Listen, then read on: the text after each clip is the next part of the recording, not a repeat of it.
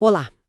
Hoje vamos mergulhar num verdadeiro furacão de notícias e rumores que indicam que os bastidores do Palmeiras estão, assim, pegando fogo. Com certeza. Temos uma pilha de reportagens aqui que, sabe, sozinhas parecem só movimentações normais de mercado. Mas a nossa missão aqui é outra. Vamos tratar tudo isso como peças de um enorme quebra-cabeça. Gosto dessa analogia. Quem chega, quem sai, quem recusa a proposta, cada movimento é uma peça. A questão é, qual imagem se forma quando a gente começa a encaixar tudo isso?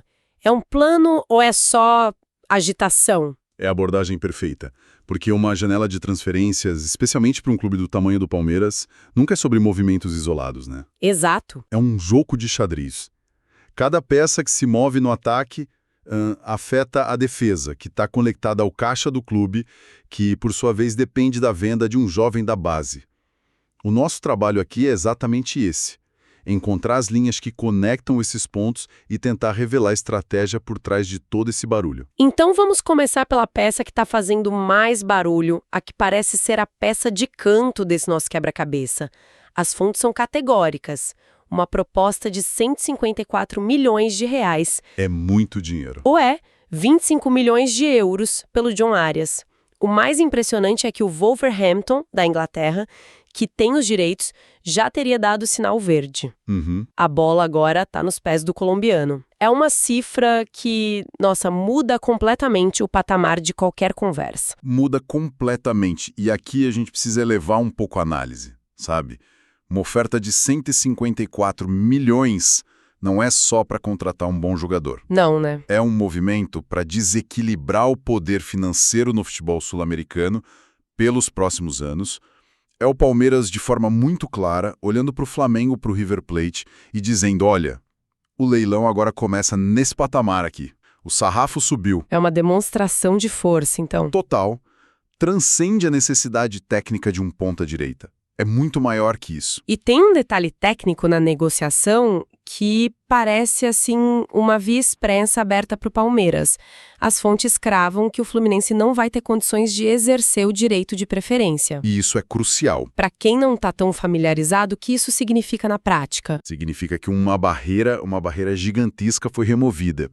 O direito de preferência quer dizer que se o Fluminense igualasse a oferta do Palmeiras, eles teriam a prioridade para recontratar o Arias. Entendi. Na prática, o que as fontes indicam é que o clube carioca não tem fôlego financeiro nem para sentar nessa mesa de pôquer. É uma porta que se fecha para eles e se abre totalmente para o Palmeiras. Passa a ser uma negociação direta, sem um concorrente com laços afetivos com o jogador, o que facilita muito. Ok, então a peça Arias está na mesa. Uma peça caríssima e de muito impacto.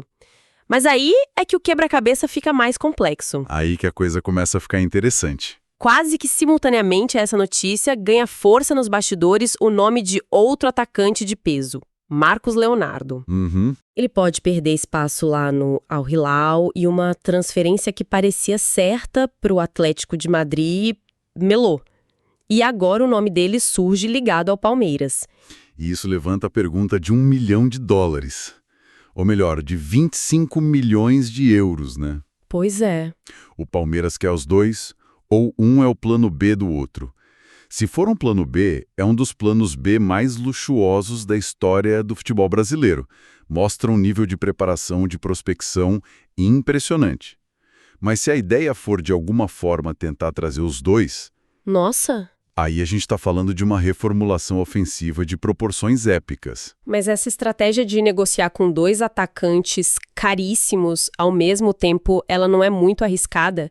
E se a informação vaza, um jogador se sente como segunda opção e a negociação azeda? Sim. Ou pior, e se os dois aceitam e o clube tem que arcar com um custo que não estava nos planos? O risco existe sem dúvida. A gestão da informação e do ego dos jogadores é crucial nisso aí. Claro. Mas a ótica do clube é outra. Eles estão mitigando o risco de terminar a janela sem aquele reforço de impacto que eles julgam necessário. Ao trabalhar em duas frentes, eles dobram a chance de sucesso.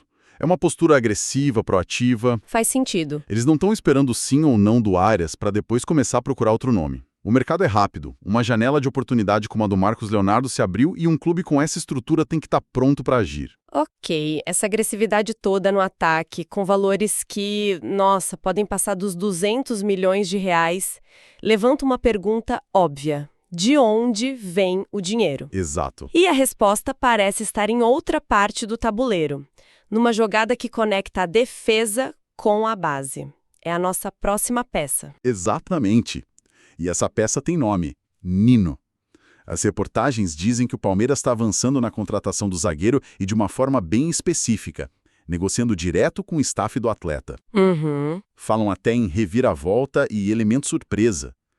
Negociar primeiro com um agente, antes do clube, é uma tática clássica para acelerar as coisas, sabe? É para sentir o terreno primeiro, né? Isso. Você primeiro convence o jogador do projeto, acerta salário, luvas, e depois, com o sim dele no bolso, você vai negociar com o clube. É como chegar para a batalha já com um aliado importante do outro lado. E esse elemento surpresa que as fontes citam, meu palpite é que estão oferecendo uma luva irrecusável, aquele bônus pela assinatura, para o jogador forçar um pouco a barra com o clube dele. O que você acha? Se o palpite é muito bom, e geralmente é o caminho mais comum. Uma luva robusta pode ser o diferencial para convencer um jogador a pedir para ser negociado. Certo. Mas o elemento surpresa também pode ser uma engenharia de contrato mais criativa. Metas mais agressivas com bônus maiores, um plano de carreira. O ponto central não é nem o que é, mas o que significa. Que o Palmeiras está sendo flexível para destravar uma negociação. E é aqui que a genialidade da gestão aparece. Porque essa negociação pelo Nino não é uma peça isolada. Não mesmo. Uma das fontes descreve a contratação dele como uma ponte para a venda de outra peça, o jovem Luigi, de 19 anos, para o Al Sadd do Catar. E isso é brilhante. A diretoria estaria aproveitando a mesma viagem ao Oriente Médio para matar 2 coelhos com uma cajadada só. É uma jogada de mestre em eficiência. Logística e financeiramente é genial. Você otimiza tempo, recursos, custos de viagem, tudo. E o mais importante é o conceito por trás disso. A venda de um ativo da base, como o Luigi, não é só para fazer caixa. A receita gerada por essa venda pode ser diretamente usada para bater o investimento no jogador pronto como o Nino.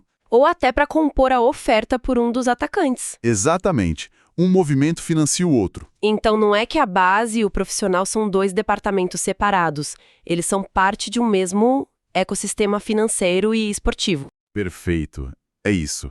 O sucesso de um alimenta diretamente o outro. Você investe na formação, desenvolve, vende por um bom valor e usa esse capital para fortalecer o time principal. Aí, ao fortalecer o time principal, você cria um ambiente melhor para outras joias da base. É um ciclo virtuoso. O que a gente está vendo com essa conexão Nino-Luigi é a prova de um planejamento integrado. Ok, já encaixamos as peças de ataque e essa peça dupla que conecta defesa e base. Agora, para o quebra-cabeça fazer sentido, precisamos olhar para as peças que já estão no tabuleiro. Como a chegada desses novos nomes impacta quem já está no elenco. E o primeiro caso que salta aos olhos é o do Flaco Lopes. Um caso fascinante esse. Ele recebe uma proposta do Spartak Moscou da Rússia, o jogador diz não, obrigado, e o Palmeiras, em vez de pressionar, apoia a decisão e também diz não. Certo. As fontes dizem que o clube só negocia em um cenário específico e que mantém o mercado europeu no radar. Isso diz muito sobre a filosofia atual do clube. O que isso revela? Que o clube não está desesperado por dinheiro a ponto de aceitar qualquer oferta. Isso, em primeiro lugar. Mostra que o planejamento financeiro é sólido, mas vai além. Ao respeitar a vontade do atleta, o Palmeiras envia uma mensagem poderosa para o elenco. A gente valoriza seu plano de carreira. Isso fortalece o ambiente, imagino. Demais. E, ao mesmo tempo, eles se posicionam de forma firme no mercado. O tal cenário específico é um código para a gente sabe o valor do nosso jogador e não vamos vendê-lo por menos do que achamos justo. É um jogo de paciência, então. Eles acreditam que, com o tempo, o Flaco Lopes pode render uma proposta ainda melhor. Exatamente. É uma aposta na valorização do ativo. Às vezes, no mercado, a jogada mais inteligente não é a venda, mas a recusa. Manter a calma com o Lopes mostra uma maturidade de gestão muito grande. E em contraste direto com essa postura de segurar o Flaco, temos a situação do Bruno Rodrigues. O outro lado da moeda. As reportagens são diretas, ele está sendo negociado com o Internacional porque está sem espaço com Abel Ferreira. E a face talvez menos glamurosa da gestão, mas igualmente crucial. Se segurar um jogador importante é vital, saber a hora de liberar quem não está sendo aproveitado é o que mantém a máquina funcionando. E é bom para todo mundo, né? No fim das contas, sim. Para o Bruno Rodrigues é a chance de ter minutos, de ser protagonista em outro gigante do futebol brasileiro. E para o Palmeiras, além de liberar um jogador que não está nos planos, o benefício é duplo. Primeiro, você abre um espaço precioso na folha salarial. Um salário a menos pode ser exatamente o que viabiliza a chegada de um novo reforço. Segundo, você evita ter um elenco inchado, com jogadores de qualidade insatisfeitos no banco. Um atleta infeliz pode minar a harmonia do grupo. Então, negociar o Bruno Rodrigues é uma medida de saúde financeira e de ambiente. Então, quando a gente dá um passo para trás e olha o quebra-cabeça quase montado, a imagem que aparece é bem nítida. Não são só nomes sendo jogados no mercado. De forma alguma. A imagem que se forma é a de uma máquina de gestão. Uma máquina que ataca o mercado com força, com alvos múltiplos, que conecta de forma inteligente a venda de uma promessa à compra de um pilar para a defesa, e que, ao mesmo tempo, gerencia seu elenco atual com uma mão firme, mas sensível, sabendo quando dizer não e quando dizer vai seja feliz. Não é uma lista de compras, é uma estratégia. Perfeito. Unindo todas as fontes, a gente vê a imagem de um Palmeiras extremamente estratégico, quase cirúrgico nos seus movimentos, por mais barulhentos que eles pareçam. Sim, vimos as peças do ataque, da defesa, da base e do elenco atual se encaixando. E o ponto principal que emerge de toda essa análise não são nem os nomes Arias, Nino, Marcos Leonardo, mas o método. O como é mais importante que o quem. Vemos um clube que equilibra ambição esportiva com sustentabilidade financeira e que trata as decisões de mercado não como atos isolados, mas como partes de um plano maior para se manter no topo. Isso nos deixa com uma reflexão final. As fontes nos deram o quem, o como e até o porquê. Mas talvez a questão mais profunda que esse quebra-cabeça montado nos apresente seja outra. O que essa postura, com propostas que passam de 150 milhões de reais por um jogador e uma engenharia que abrange continentes, o que isso nos diz sobre o atual poder do futebol brasileiro?